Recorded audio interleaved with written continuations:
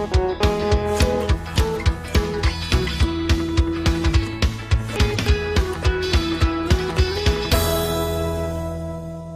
selamat pagi. Saudara, Anda menyaksikan Bincang Khatulistiwa bersama saya Dea Citra Rahmatika. Selama 60 menit ke depan kita akan berbincang tentang satu perbincangan yang topiknya seru sekali.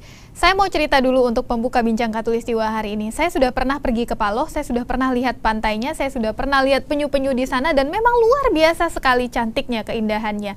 Yang mau kita bahas hari ini adalah satu kabar yang tidak begitu mengembirakan, bahwa ternyata penyu-penyu yang berada di Paloh itu terancam punah, begitu juga kawasan perairannya yang terancam mengalami kerusakan.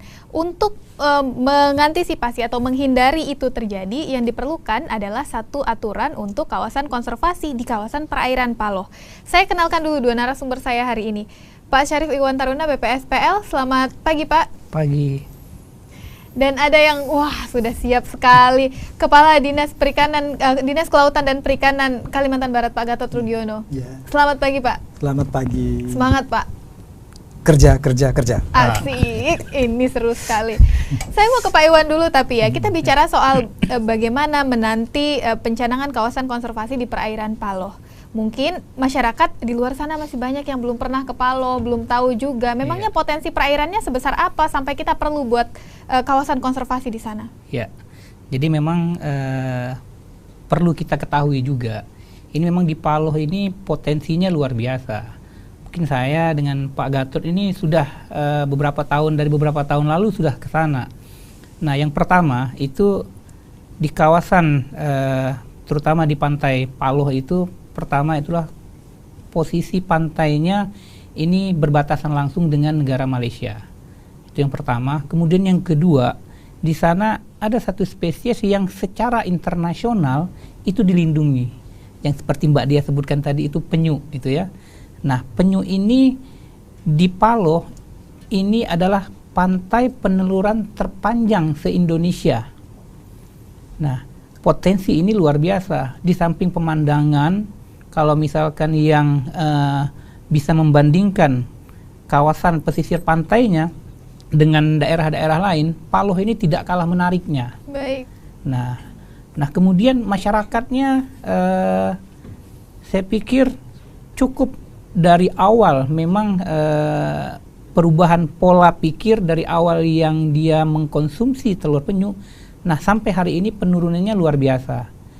Nah cuman memang ada permasalahan ketika kawasan-kawasan itu terlalu open atau terlalu terbuka, sehingga sepanjang 63 km itu ini untuk pengawasan ini masih cukup susah gitu kan. Baik. Nah sehingga ketika kita melihat potensi, ketika kita melihat ini, nah yang paling penting ini adalah Paloh ini adalah salah satu kawasan strategis nasional tertentu.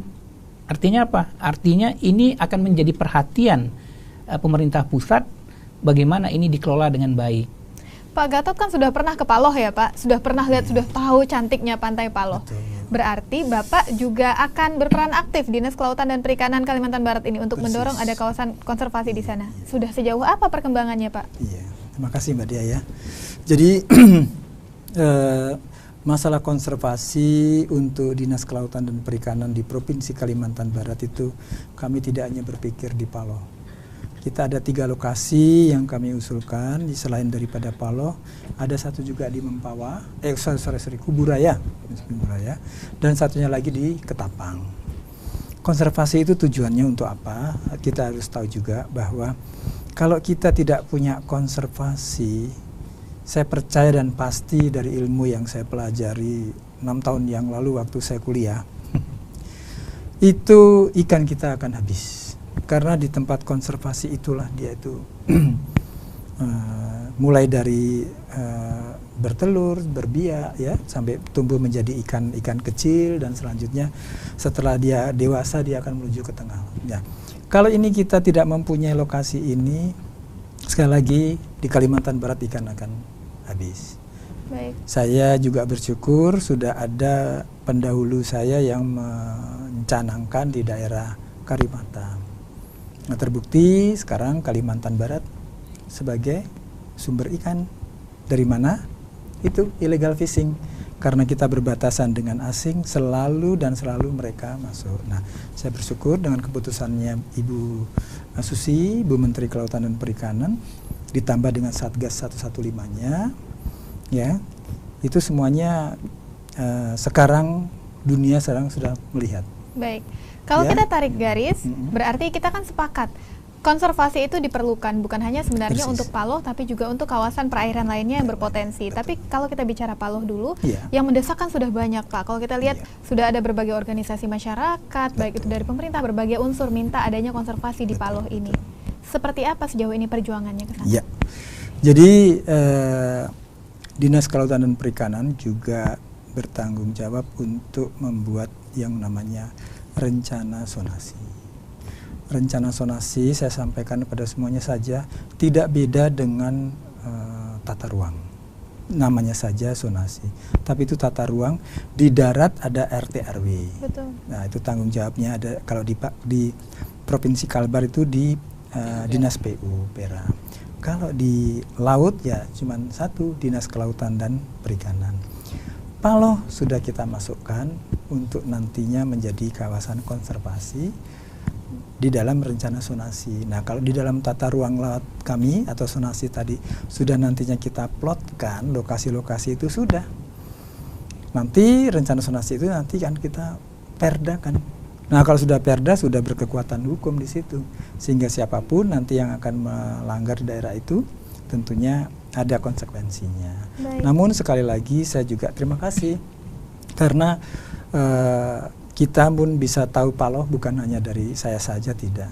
Teman-teman dari BPSPL, apalagi dari NGO juga ada, mereka menyampaikan dan mereka berpikir positif untuk semuanya itu.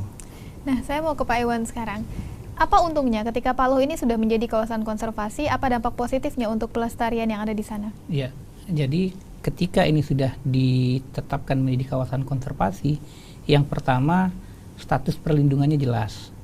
Nah, kemudian yang kedua, yang namanya kawasan konservasi ini bukan selama ini ini masyarakat, pemikiran masyarakat ketika bicara kawasan konservasi, oh itu no take zone.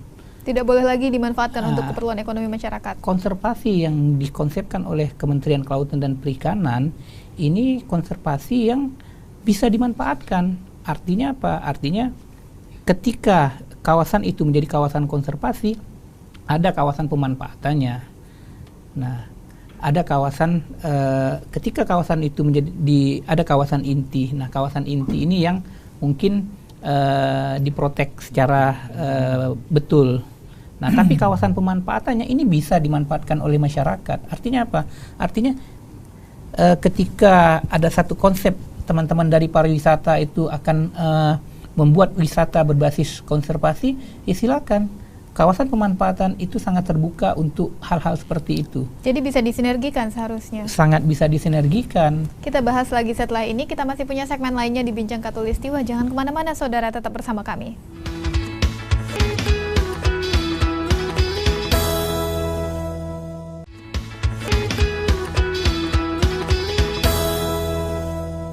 Anda masih menyaksikan Bincang Khatulistiwa. Tadi kita bicara soal kalau kawasan perairan Paloh sebentar lagi akan dijadikan zona konservasi. Nah, masalahnya Pak Gatot, biasanya yang ada di benak masyarakat ketika satu kawasan dijadikan kawasan konservasi, seperti yang tadi Pak Iwan bilang, mereka tidak lagi bisa memanfaatkan kawasan itu. Ikan-ikannya sudah susah lagi mau diambil, atau yang biasanya mereka bisa mengambil produk-produk atau hewan-hewan yang bernilai ekonomis dari sana tidak bisa lagi dilakukan. Apakah benar seperti itu? Ya. Mungkin sementara ini pandangan ada yang berbeda-beda pandang, tapi bagi kami tidak. Apapun juga yang namanya nelayan itu kan kehidupannya di laut. Tetapi nanti akan kita arahkan bagaimana dia memanfaatkannya yang baik dan bertanggung jawab untuk keberlanjutan.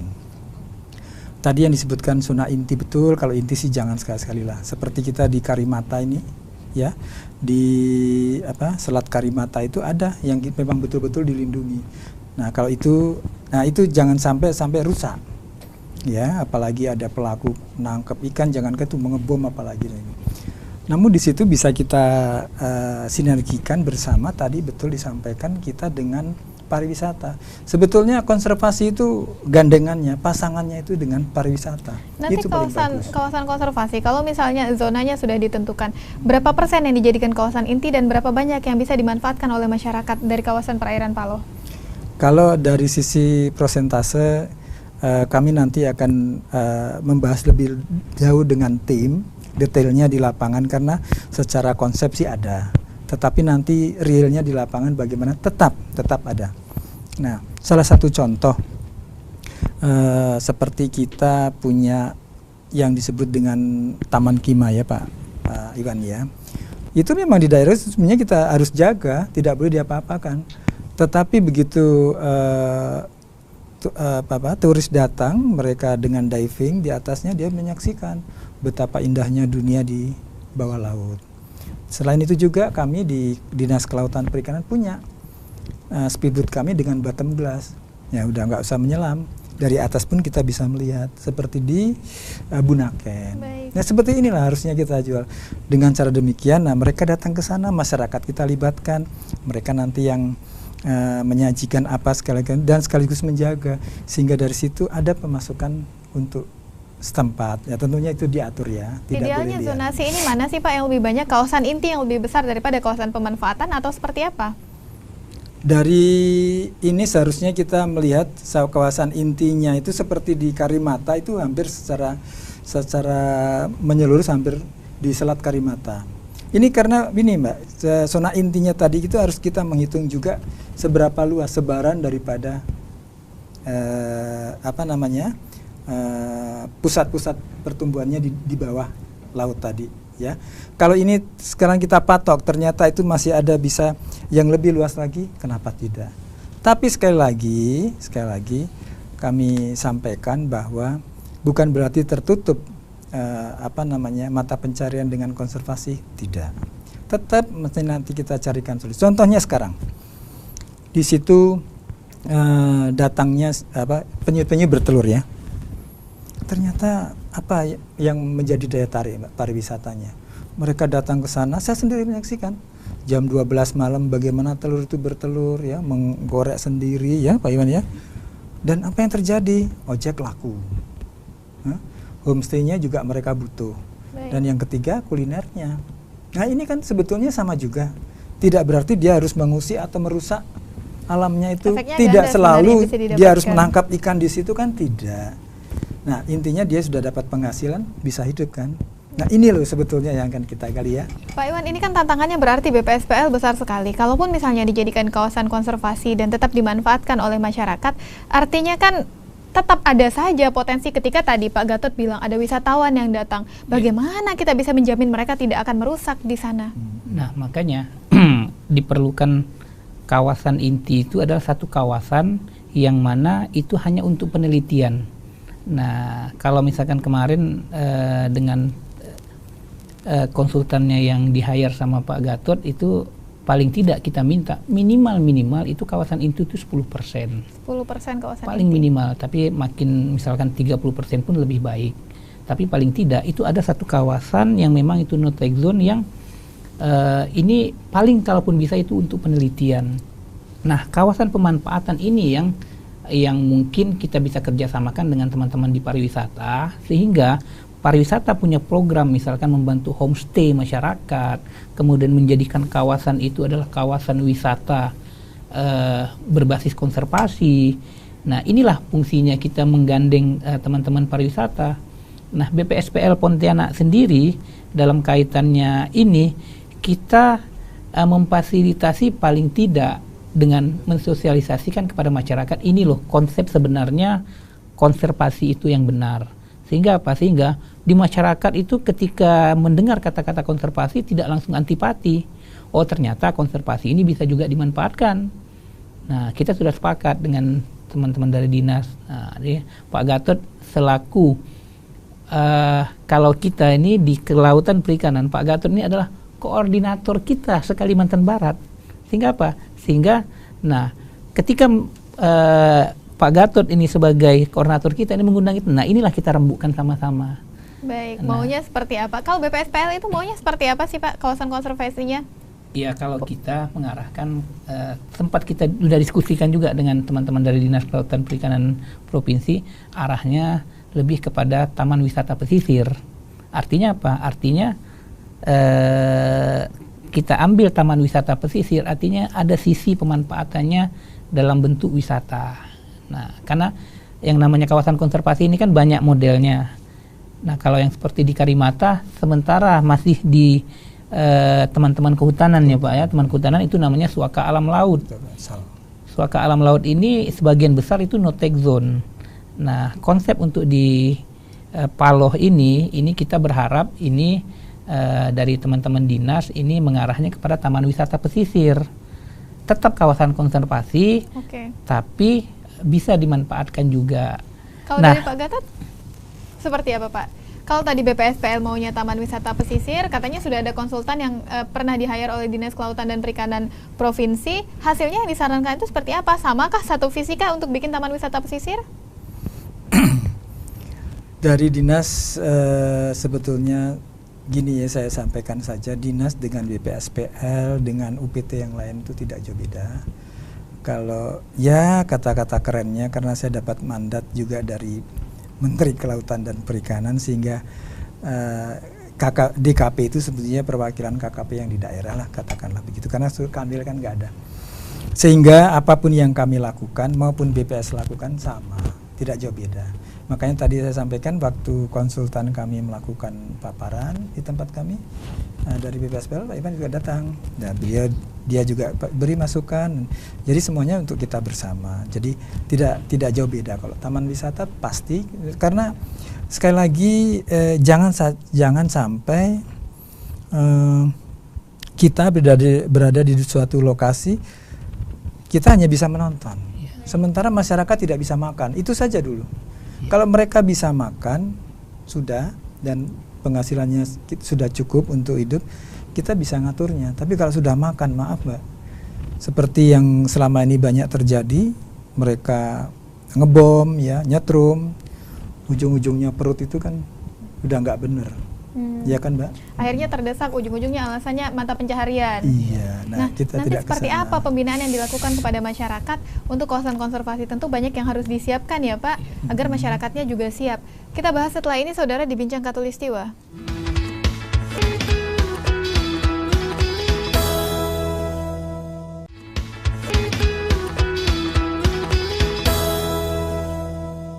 Anda masih menyaksikan Bincang Katulistiwa. Kalau kita bicara soal konservasi tapi tidak melibatkan masyarakat, rasanya susah ya. Padahal masyarakat yang paling dekat di wilayah konservasi itu ya Pak Iwan ya. Kalau kita lihat sejauh ini persiapannya untuk menggandeng masyarakat, seperti tadi kata Pak Gatot bilang di segmen sebelumnya, supaya nanti masyarakatnya tidak merusak dengan alasan ekonomi. Apa saja sih? Ya, jadi yang pertama kita membentuk kelompok. Nah, kebetulan di sana sudah ada beberapa kelompok masyarakat yang memang salah satunya mereka konsentrasi di sana. Nah, teman-teman di Dinas Pariwisata, baik itu kabupaten maupun di provinsi, ini dalam hal ini itu ada namanya kelompok masyarakat sadar wisata. Nah, kelompok masyarakat sadar wisata ini yang kalau saya lihat kemarin ini mengelola kawasan yang menjadi tempat wisatanya yang kebetulan lokasinya juga ada di kawasan yang direncanakan menjadi kawasan konservasi. Sehingga apa? Ini yang bisa disinergikan. Itu yang pertama. Kemudian yang kedua, di sana ada kelompok namanya Pokmaswas Kambau Borneo. Ini binaan daripada Dinas Kelautan Perikanan Provinsi. Nah, ini juga yang menjadi masyarakat pengawas di sana. Nah, selain kita melakukan sosialisasi kepada masyarakat umum, mereka kelompok-kelompok masyarakat yang sudah dilatih dan dididik secara khusus ini juga akan menyampaikan, karena mereka yang berinteraksi langsung. Kalau kita kan paling sekali-sekali saja datang, tapi masyarakat, kelompok-kelompok masyarakat ini yang berinteraksi langsung. Nah, sehingga yang dari Pokdarwis maupun dari Pokmaswas ini bersinergi. Nah, mungkin Pokdarwis lebih kepada kawasan yang menjadi kawasan pemanfaatan, sehingga potensi wisata yang ada di sana ini bisa termanfaatkan dengan konsep-konsep yang ada di Dinas Kelautan Perikanan. Baik, tapi saya dengar ada informasinya seperti ini juga terkait menjadikan kawasan pesisir Paloh ini sebagai kawasan konservasi. katanya ada informasi ini mau dijadikan apa, kawasan konservasi untuk perairan nasional atau untuk daerah? Seperti apa sih Pak sebenarnya? Ya, sebenarnya konsepnya sama saja. Artinya ini adalah kawasan konservasi. Nah, kalau kawasan konservasi perairan daerah itu dicadangkan oleh gubernur. Nah, tapi kalau kawasan konservasi perairan nasional dicadangkan oleh Menteri Kelautan Perikanan. Tapi kedua-duanya itu sama, ditetapkan oleh Menteri Kelautan dan Perikanan untuk menjadi kawasan itu diputuskan oleh Menteri Kelautan Perikanan. Nah, cuman nanti pengelolaannya saja. Kalau di KKPD berarti ini kewenangan provinsi. Nah, tapi bukan berarti pusat tidak membantu. KKPD pun itu pusat tetap ikut membantu dalam rangka bagaimana kawasan itu menjadi kawasan yang ideal, menjadi kawasan konservasi perairan. Nah, baik, yang paling menguntungkan sebenarnya kalau ini dikelola oleh daerah atau kalau ini dikelola oleh nasional, Pak? Sebetulnya sama saja, tapi kalau dikelola oleh daerah, bagi kami daerah lebih banyak concern. Karena ini daerahnya sendiri kan. Nah, kalau pusat memang, tapi pusat itu kan tidak hanya, dia kan akap antar kota, antar provinsi. Kalau bis itu ya. Ada di Bero, gitu. Ya? Nah, sedangkan kalau daerah kita lebih banyak concern. Tapi nggak apa-apa selama ini, yang penting kita bisa sinergi bersama. Kalau daerah berarti harus ada SK gubernurnya yang mengatur ini. Persis, dan selain daripada itu kita juga harus mencadangkan anggarannya dari APBD untuk itu. Untuk 2017 di rancangan anggaran dan pendapatan belanja daerahnya sudah masuk, Pak? Sedang kita bahas sampai saat ini karena memang belum final. Hari ini belum final, tapi tetap akan kita usulkan ke sana. Berapa lama sih Pak prosesnya untuk menjadikan satu kawasan itu sebagai kawasan konservasi berdasarkan SK gubernur? Kami punya target nanti di Juni 2017, bulan Juni. Nah, setelah itu baru, karena itu kan pertama kita harus mempunyai payungnya di rencana zonasi dulu.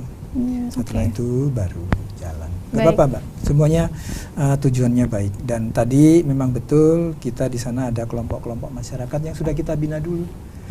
Daripada saya harus turun terlalu sering, mereka yang kita manfaatkan di sana lebih bagus. Karena apa? Cara komunikasinya, cara gaulnya mereka sudah biasa. Kalau saya maaf sering pakai gaya Solo kan begitu. Atau gaya Jakarta mungkin ya gitu. Oke. Nah, Pak Iwan, ini kan prosesnya tadi Pak Gatot bilang targetnya sampai bulan Juni 2017. Mudah-mudahan tepat waktu, mudah-mudahan lebih cepat. Tapi kalau molor kan susah juga. Resikonya terhadap konservasi dan terhadap kelestarian penyu-penyu dan kondisi perairan di sana seperti apa sih kalau kita terlalu lama memproses ini? Ya, artinya kalau kita sih mensupport lah apa yang diinikan oleh Dinas Kelautan Perikanan Provinsi. Kalau misalkan memang targetnya Juni 2017, ya bagaimana sebelum Juni ini kita wujudkan sehingga bagaimana Juni ini sudah paling tidak SK pencadangannya sudah dikeluarkan oleh gubernur. Tapi kondisinya sekarang itu seperti apa? Kalau misalnya kelamaan, mungkin nggak ini berpotensi menyebabkan penyu yang memang sudah langka berkurang lagi populasinya? Nah, memang harapan kita memang kalau dilihat dari tahapan sebenarnya ini sudah tinggal satu tahap lagi, tinggal satu langkah lagi. Kita apresiasi juga dengan teman-teman dari Dinas Kelautan Perikanan Provinsi. Nah, kemarin diskusi dengan Pak Gatot, dengan kemudian Pak Erli dari Dinas dan teman-teman WWF juga bahwa ini sudah dalam tahap final.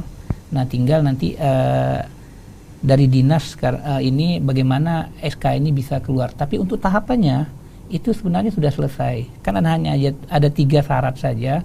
Yang pertama itu adalah kajian secara ilmiahnya itu sudah dilakukan.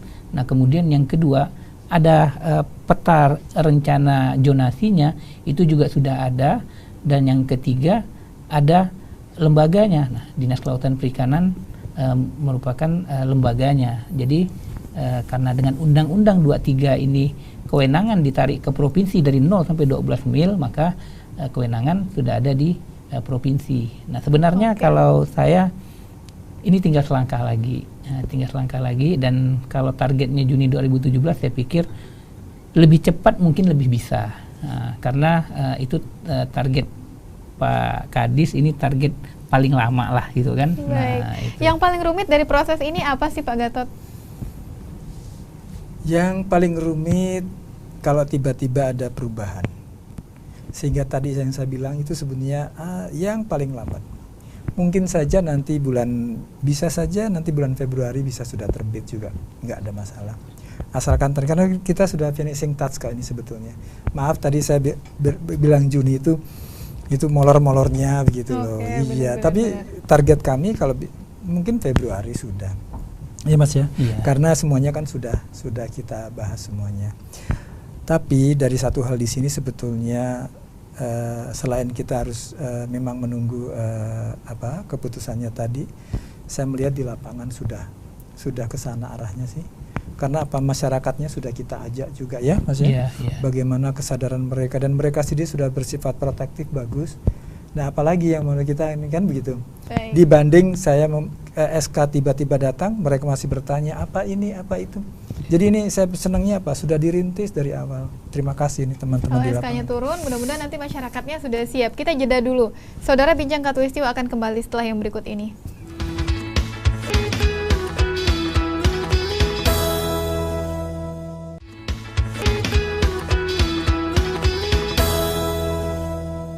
Anda masih di Bincang Khatulistiwa, Saudara. Tadi kita bicara soal bagaimana menjadikan kawasan Paloh ini kawasan konservasi.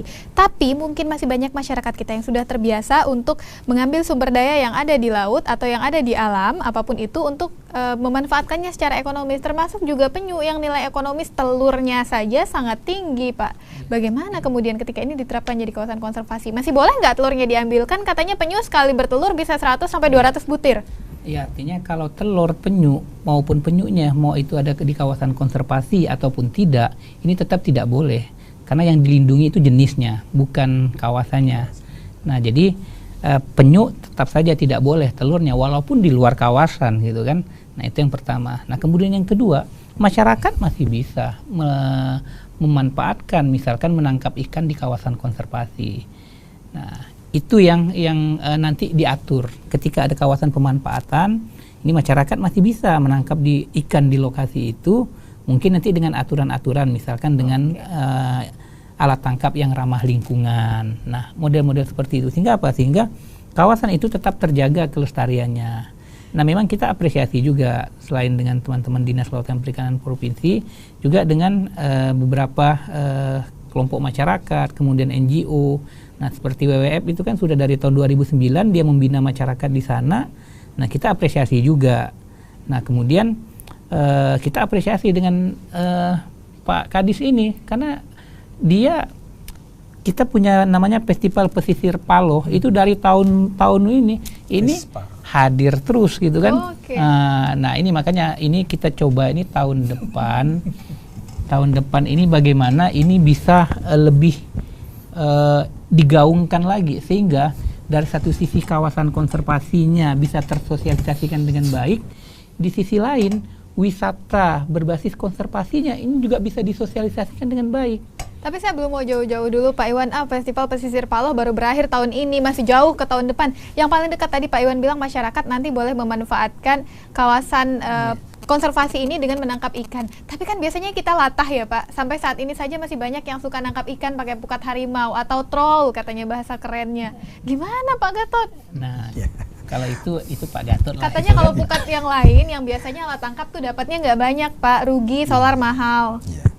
Baik, sebelum saya masuk ke situ, saya menambahkan lagi yang disampaikan oleh Pak Iwan tadi mengenai alat tangkap yang ramah lingkungan. Jadi kita itu sebetulnya dari ilmu perikanan ya, namanya fishing gear itu berbagai macam alat tangkap yang kita sebetulnya dari yang namanya alat tangkap yang statis maupun yang aktif itu klasifikasinya.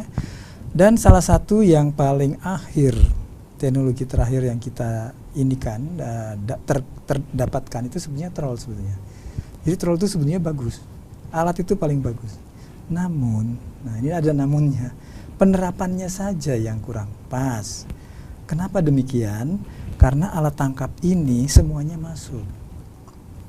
Jadi seperti saya akan menguras sebuah rawa atau waduk ya yang di Sintang itu dari ikan-ikan predator, saya pakai troll.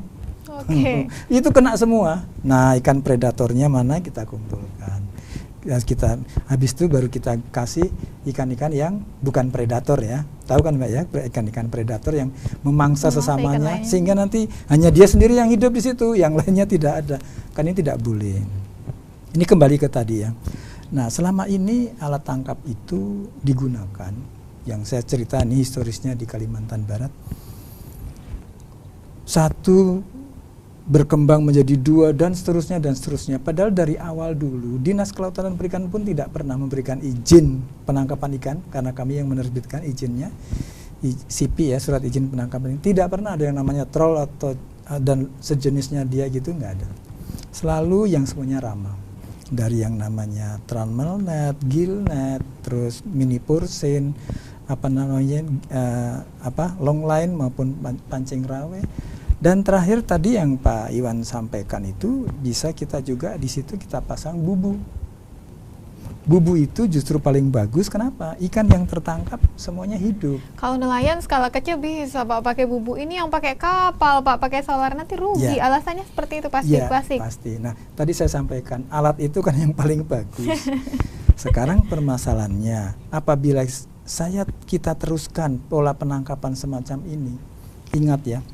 Tanyakan nelayan, hasil tangkapannya 2 tahun yang lalu atau setahun yang lalu dengan sekarang banyak mana yang di pesisir. Itu sudah semakin menurun. Saya melihat dari tren hasil tangkapannya saja. Dari tren hasil tangkapannya sudah menurun, itu sudah indikasi bahwa sumber ikannya sudah semakin berkurang.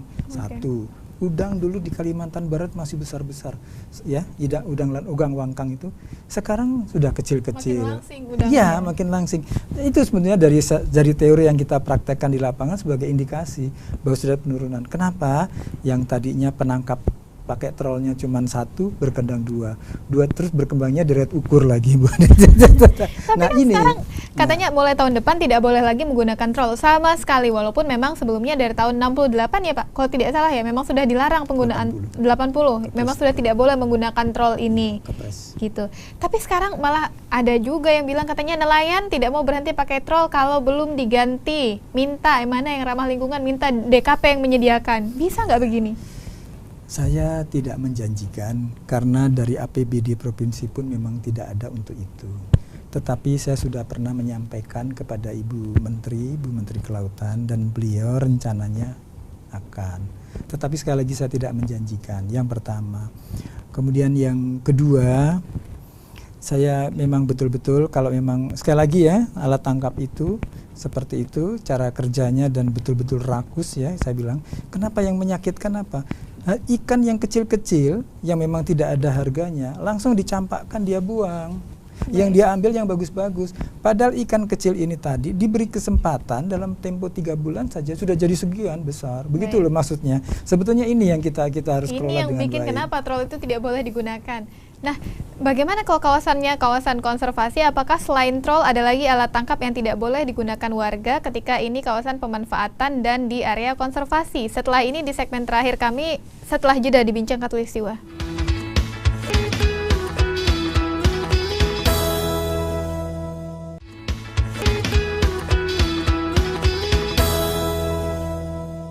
Ini adalah segmen terakhir dari Bincang Khatulistiwa hari ini. Ini menarik, bagaimana masyarakat tetap boleh menangkap ikan, katanya, walaupun nanti sudah jadi kawasan konservasi, tapi kan masyarakatnya khawatir nih, nanti kalau ditangkap seperti apa. Belum lagi kitanya juga khawatir, DKP pasti khawatir. Kalau masyarakatnya nangkap ikan tapi tadi pakai alat tangkap yang berbahaya, gimana? Strateginya seperti apa Pak Gatot untuk menjaga kawasan perairan ini supaya tidak ada yang bandel-bandel gitu loh? Ya, baik, ini Mbak Dia pas pertanyaannya jadi ke sana. Jadi saya selaku praktisi di lapangan memang melihat banyak aturan yang kita buat, tetapi kadang-kadang implementasi di lapangannya itu susah. Kenapa? Sekali lagi dengan mengatasnamakan perut dan sebagainya sehingga kita tuh gimana begitu. Padahal tapi sebetulnya realnya memang cenderung lebih ke sana ya. Karena saya juga melihat sendiri di lapangan. Nah, oleh karenanya untuk melindungi daerah-daerah konservasi ataupun daerah-daerah tertentu yang memang di sana adalah sumber daripada ikan itu berada maupun udang-udang kecil, saya akan mencoba di suatu zona tertentu, kita akan batasi dulu, yaitu dari 0 sampai 4 mil dengan lebar tertentu yang nanti akan kita perhitungkan. Mungkin kita satukan dengan konservasi ini.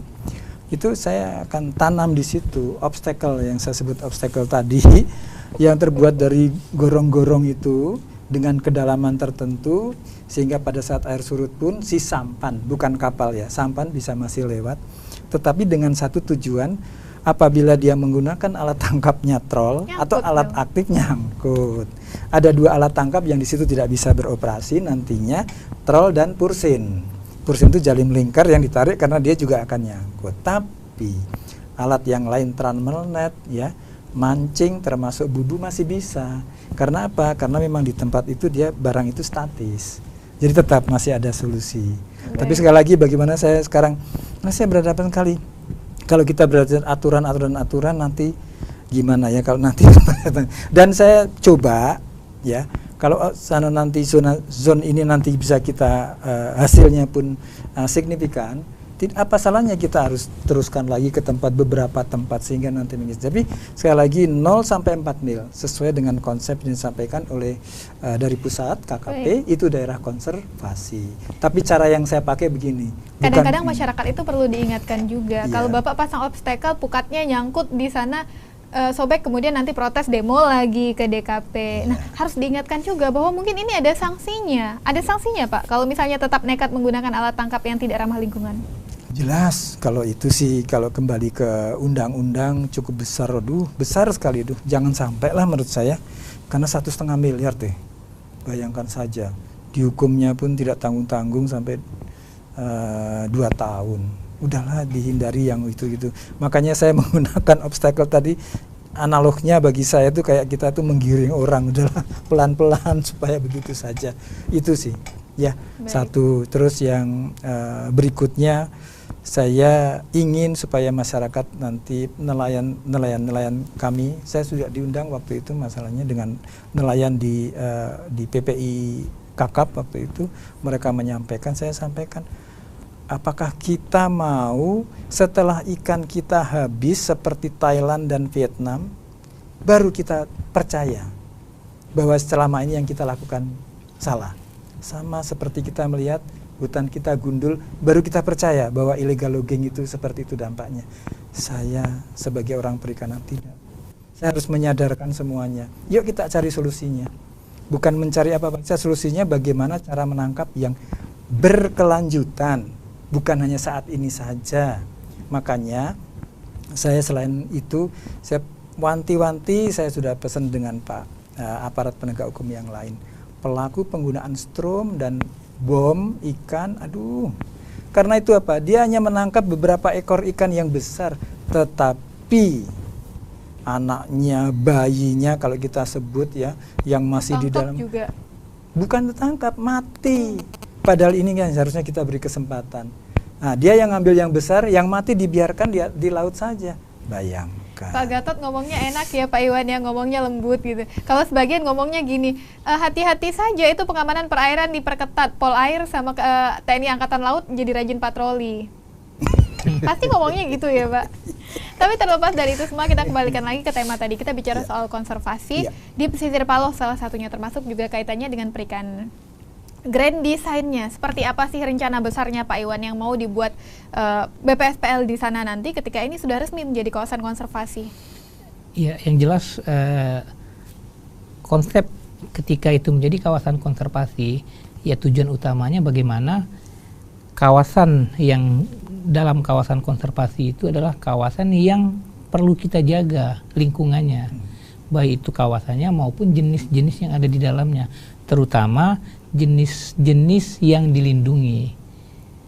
Nah, di kawasan Paloh itu bukan hanya penyu saja. Di sana ada pinless porpoise, kemudian di sana ada lumba-lumba hidung botol, kemudian malahan kemarin terakhir itu ada jalur migrasi paus katanya. Nah, artinya apa? Ini yang perlu kita jaga. Nah, grand design-nya bagaimana kawasan ini menjadi satu kawasan yang di satu sisi dia menjaga lingkungan, kemudian di sisi lain dia juga menjadi tempat mencari nafkahnya nelayan-nelayan atau masyarakat di seputar itu. Baik. Nah, itu grand design-nya. Nah, untuk teknisnya kita serahkan kepada dinas provinsi. Terima kasih Pak Iwan. Pak Gatot, ini terakhir. Ini kan kita masih menunggu, katanya paling lambat Juni 2017. Insya Allah kita sudah punya SK Gubernur soal pesisir Paluh dijadikan kawasan konservasi.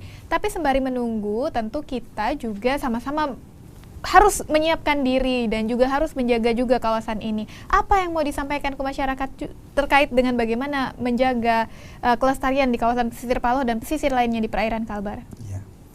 Jadi sekali lagi saya hanya menyampaikan bahwa kita tetap harus melindungi sumber daya ikan kita yang ada di Kalimantan Barat.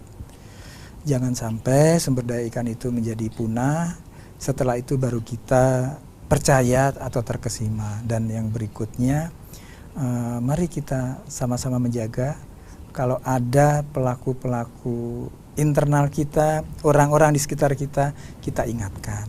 Jangan seperti itu, jangan begitu. Tetapi sebaliknya kalau ada asing, seperti kemarin teman-teman dari Paloh pun bersama aparat berhasil menangkap kapal dari Malaysia, saya appreciate sekali. Karena memang kita melarang mereka menangkap di tempat kita, kita melarang kita menangkap di tempat kita, mereka yang mengambil hasilnya. Baik. Dan sekarang saya bersyukur dengan aparat penegak hukum, kapalnya sudah ada di Pontianak.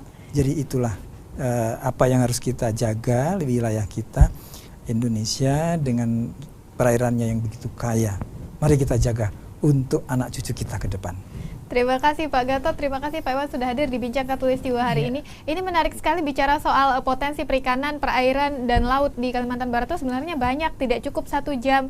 Jadi mudahan bapak-bapak nanti mau datang kemari lagi ya. Ya, siap. Memberi informasi lagi untuk pemirsa di rumah. Siap.